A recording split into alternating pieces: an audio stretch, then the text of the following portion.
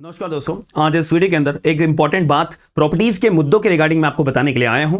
Recently supreme court ने एक अपनी कही हुई बात को ही रीएटिएट करा है इस पर्टिकुलर जजमेंट के अंदर। बट मुझे लगता है कि आपको एज अ जनरल पब्लिक इस पर्टिकुलर इशू के रिगार्डिंग जो प्रॉपर्टी के डिस्प्यूट्स होते हैं उसके रिगार्डिंग आपको एक पर्सपेक्टिव बताना बहुत जरूरी है, जो कि 2025 के अंदर in the case of Somnath versus Ravinder Kumar 2025 supreme court के केस में बात हेल्ड करी गई है। तो आपको मैं एक एग्जाम्पल से समझाऊंगा ताकि आपके दिमाग में क्लैरिटी आ जाएगी। देखिए, सबसे पहली बात, एक ए नाम का व्यक्ति होता है। ए नाम का व्यक्ति जो है अपना क्या करेगा, ए नाम का व्यक्ति जो है अपना एक प्रॉपर्टी का मालिक है। ए नाम का व्यक्ति अपनी एक प्रॉपर्टी का मालिक है, ठीक है जी। अब ए नाम के व्यक्ति ने अपनी इस प्रॉपर्टी के अंदर एक किराएदार रखा हुआ है। उस किराएदार का नाम मैं यहां पे बोल सकता हूं बी नाम का व्यक्ति। तो यहां पे मकान का मालिक कौन है? लैंडलॉर्ड अपने आप में ए नाम का व्यक्ति है, और जो किराए पे रहता है वो कौन है? टेनेंट, यानी कि बी नाम का व्यक्ति। इसमें कोई डिस्प्यूट वाली बात नहीं होती है। अब कुछ टाइम अपना बीत जाता है, ए और बी के बीच में आपस में एक एग्रीमेंट बनाया जाता है, यानी कि ए और बी अपना एक एग्रीमेंट बनाते हैं, जिसको मैं बोल सकता हूं प्रॉपर्टी को बेचने के लिए agreement to sell the property, ठीक है जी। अब बी नाम का व्यक्ति कहता है कि ए, मेरे को तुम्हारी प्रॉपर्टी बहुत अच्छी लगती है, मैं तुम्हारी प्रॉपर्टी को खरीदना चाहता हूं फला फला रुपयों के अंदर। तो ऐसा करते हैं कि हम दोनों जो है एक एग्रीमेंट कर लेते हैं कि इस तारीख को मैं तुम्हारे को इतने पैसे दे दूंगा, और उसके बाद तुम मेरे नाम पे जो सेल डीड है वो रजिस्टर करवा देना, और फिर हम अपना इस सेल डीड को रजिस्टर एग्जीक्यूट कर देना। फिर इस सेल डीड को हम रजिस्टर करवाने के लिए अपना म्युनिसिपल कॉर्पोरेशन के ऑफिस में जाके रजिस्टर करवा देंगे, और अपना रिकॉर्ड मेंटेन कर देंगे कि अब ये प्रॉपर्टी का मालिक तुम ना रहकर मैं हो चुका हूं। सीधी सी बात है। अब जब यहां पे एग्रीमेंट टू सेल हुआ, प्लस इनकी टेनेंसी भी अपना जो ये किराए पे रह रहा है ये भी कंटिन्यू है। इस बात पे थोड़ा गौर करिएगा, क्योंकि आगे चल के आपको यही कंफ्यूजन क्रिएट करेगी। तो ए अपना और बी अपना एग्रीमेंट टू सेल कर लेते हैं। अब क्या होता है, कुछ समय के बाद में या तो ए नाम का व्यक्ति मुखर जाता है कि नहीं यार मैं तेरे को प्रॉपर्टी अपनी नहीं बेचना चाहता, या बी नाम का व्यक्ति मुखर जाता है कि नहीं नहीं मैं तुम्हारी प्रॉपर्टी नहीं खरीदना चाहता। कि ऐसे केस में ए नाम का व्यक्ति तो कागज लेके खड़ा हुआ है, बी नाम का व्यक्ति पैसे देने आया ही नहीं है। अब जब तक पैसे नहीं मिलेंगे तो प्रॉपर्टी कैसे बेच दूं? और अगर ए नाम का व्यक्ति मुखर जाए कि मैं तो पैसे लेके खड़ा हुआ हूं, अब ए नाम का व्यक्ति कागज लेके आया ही नहीं है प्रॉपर्टी के, तो मैं कैसे पैसे दे दूं? ये अपना कंफ्यूजन क्रिएट हो जाती है। तो अब इस वजह से ये जो एग्रीमेंट था, ये एग्रीमेंट अपने आप में सक्सेसफुली अपना इनकॉर्पोरेट नहीं हो पाता है। तो अब कोई भी मुखर सकता है।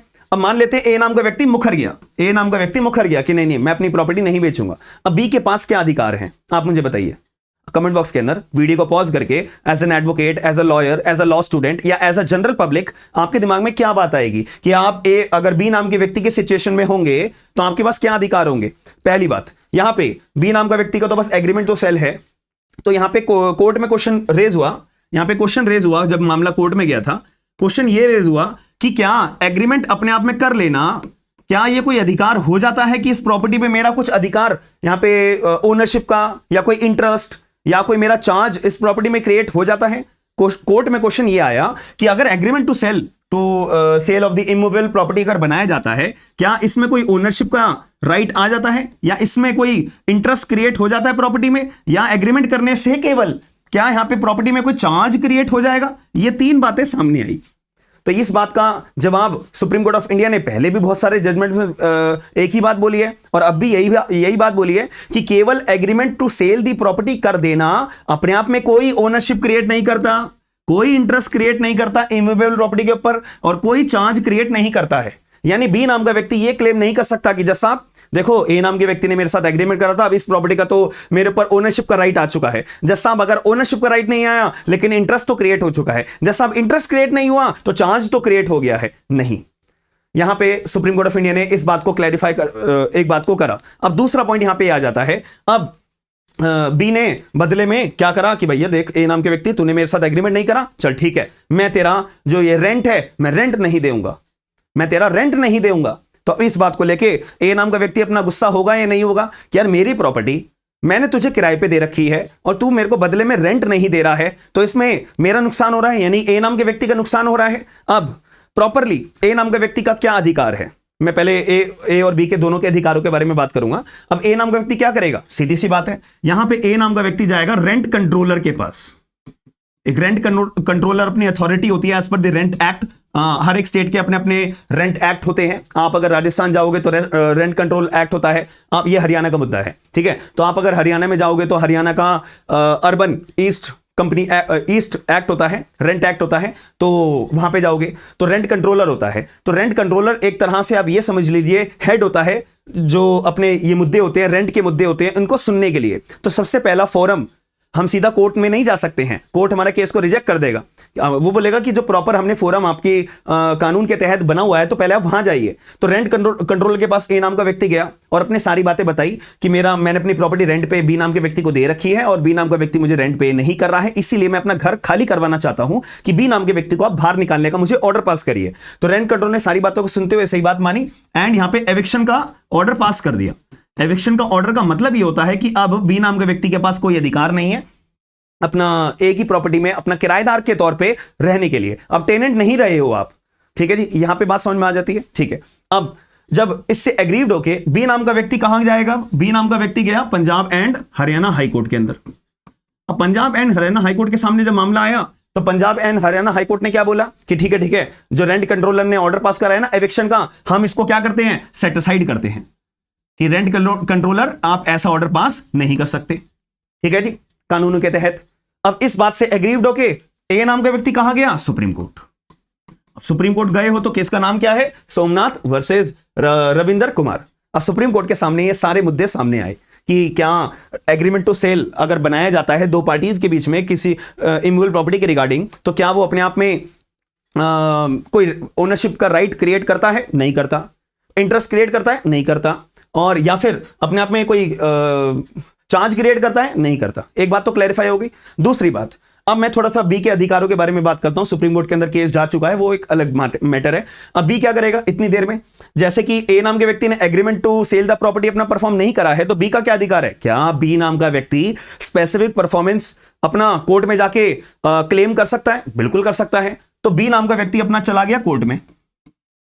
बी नाम का व्यक्ति चला गया कोर्ट में, क्या क्लेम करने के लिए? अपना स्पेसिफिक परफॉर्मेंस। स्पेसिफिक परफॉर्मेंस का मतलब ये होता है कि अगर मैंने आपके साथ कोई कॉन्ट्रैक्ट करा है कि ये जो पेन है ये मैं आपको 10 डब्बे पेन के बेचूंगा, बदले में आप मुझे पेमेंट करना। अब मैंने आपको टाइम पे डिलीवरी नहीं करी है ये पेन के डब्बों की, तो ऐसे केस में मैंने क्या करा है? ब्रीच ऑफ द कॉन्ट्रैक्ट करा है, आपके साथ कॉन्ट्रैक्ट को तोड़ दिया है। तब आप मुझसे क्या क्लेम करोगे? या तो आपके पास दो ऑप्शन है, या तो आप मुझसे कंपनसेशन क्लेम करोगे कि यार मैंने टाइम पे डब्बे नहीं पहुंचवाए पेन के, तो उसकी वजह से आपको नुकसान हो गया, तो वो नुकसान की भरपाई या तो आप मुझसे क्लेम करोगे, या तो आप मुझसे यही बोलोगे कि नहीं जैसा मुझे आयुष सर से कंपनसेशन नहीं चाहिए, या कंपनसेशन भी चाहिए प्लस आयुष सर ने जो डब्बे ये 10 डब्बे पेन भेजने का मुझे प्रॉमिस करा था ना, कॉन्ट्रैक्ट करा था, एग्रीमेंट करा था, वो डब्बे भी चाहिए। तो वो डब्बे भी चाहिए, यानी कि वही चीज चाहिए मुझे। यानी कि बी नाम का व्यक्ति चाह रहा है जैसा ए नाम के व्यक्ति ने मेरे साथ जो कॉन्ट्रैक्ट करा था ना प्रॉपर्टी बेचने का, मुझे तो वो प्रॉपर्टी ही चाहिए। तो बी नाम का व्यक्ति स्पेसिफिक परफॉर्मेंस क्लेम कर सकता है, इसको बोलते हैं स्पेसिफिक परफॉर्मेंस। तो अगर मान लेते हैं कि बी के फेवर में डिक्री पास हो गई है, तो कोर्ट ने क्या बोला? ए नाम के व्यक्ति आप जो है अपना जो कॉन्ट्रैक्ट आपने बनाया था वो निभाओ।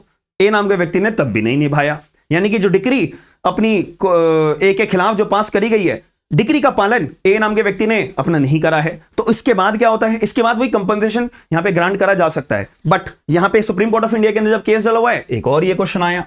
पहला क्वेश्चन तो ये था, दूसरा क्वेश्चन ये था कि अगर मान लेते हैं कि स्पेसिफिक परफॉर्मेंस की डिक्री आपके खिलाफ पास भी हो चुकी है और आपने उस डिक्री का पालन नहीं करा है, तब भी बी नाम के व्यक्ति के पास प्रॉपर्टी के अंदर कोई भी ओनरशिप नहीं आएगा, कोई भी ओनरशिप का राइट नहीं क्रिएट होगा, इंटरेस्ट कोई भी प्रॉपर्टी के अंदर कोई क्रिएट नहीं होगा, प्लस ये जो अपना चार्ज है ये भी कोई क्रिएट नहीं होगा। चलो जी, ये बात भी समझ में आ गई। तीसरी बात सुप्रीम कोर्ट ऑफ इंडिया के सामने ये आई थी कि जो Punjab and Haryana high court ने रेंट कंट्रोलर का जो एविक्शन का ऑर्डर है जो सेट असाइड करा है, ये गलत करा है।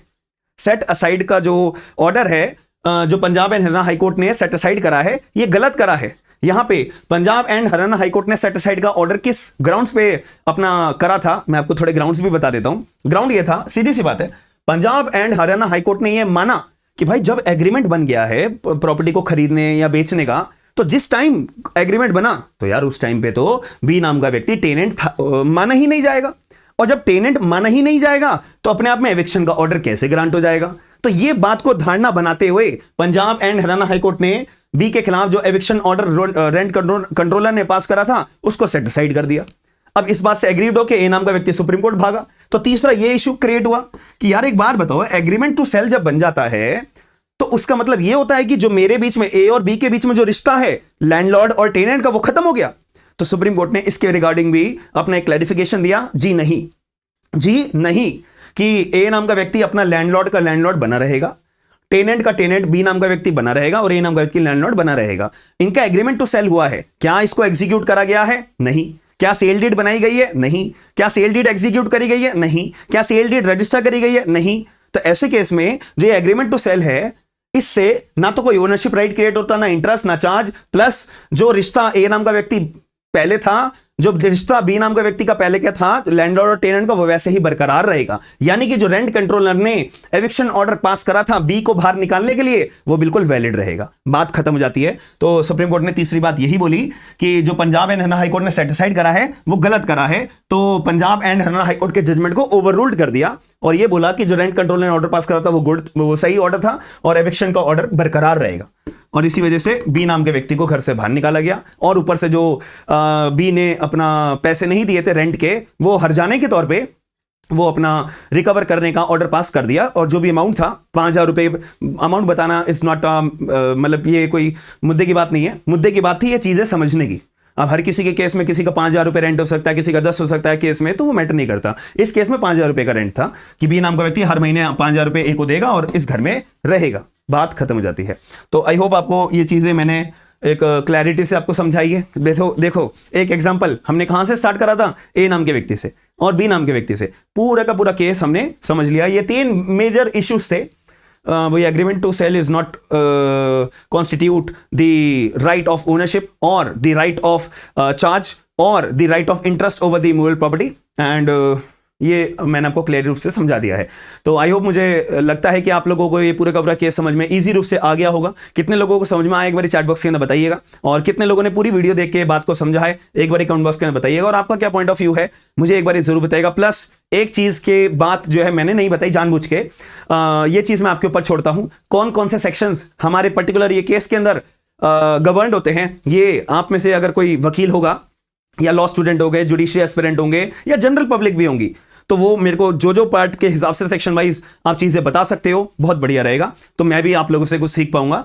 ठीक है, आप ये एज्यूम करेगा कि आयुष सर को सेक्शन नहीं आते, ठीक है, इन्होंने बस हमें कहानी तो बता दी है लेकिन सेक्शन हम बताएंगे, तो ये मुझे अच्छा लगेगा। तो आप लोग एक बार सेक्शन जरूर बताइएगा, ठीक है जी। और कोई गलती होगी तो मैं बैठा हूं आपको करेक्ट करने के लिए, but at least you can all of you try कि ये सेक्शंस क्या क्या गवर्न होने चाहिए। स्पेसिफिक परफॉर्मेंस का क्या सेक्शन लगेगा, और सेल डीड की बात करिए तो सेल डीड हमारे कौन से टीपीए के अंदर सेक्शन 54 कौन से सेक्शन से गवर्न होती है। तो ऐसे सेक्शन जो होंगे आप लोग एक बार मुझे जरूर बताएगा। बाकी मिलते हैं नेक्स्ट वीडियो के अंदर। और आप में से अगर कोई जुडिशरी के बैचेस हमारे ज्वाइन करना चाहता है, और तो हमारी एप्लीकेशन है स्मार्ट एंड लीगल गाइडेंस के नाम से, आप लोग ज्वाइन हो सकते हो। और सब्जेक्ट वाइज क्लासेस चलती हैं ताकि आपका एक एक सब्जेक्ट प्रिपेयर होता चले और आपको पूरा का पूरा वो बैच लेने की जरूरत ना पड़े और माइंड में हेक्टिक भी ना रहे। जब तक मेरा सब्जेक्ट एक कंप्लीट ना रहेगा मैं दूसरे पे नहीं आऊंगा, तीसरा चौथा पांचवा ऐसे आप अपना सीरीज चलाते रहिए और अपने आप को स्ट्रांग जरूर बनाइए। बार बार रिवीजन करना बहुत जरूरी है। एग्जाम में जितनी ज्यादा जिस बच्चे की रिवीजन होगी वही बच्चा महारत हासिल करता है, याद रखना। ये मैं अपने बात नहीं बोल रहा, पास्ट एक्सपीरियंस से बोल रहा हूं मैं, याद रखना मेरे। हम मिलते हैं नेक्स्ट वीडियो के अंदर। थैंक यू, धन्यवाद।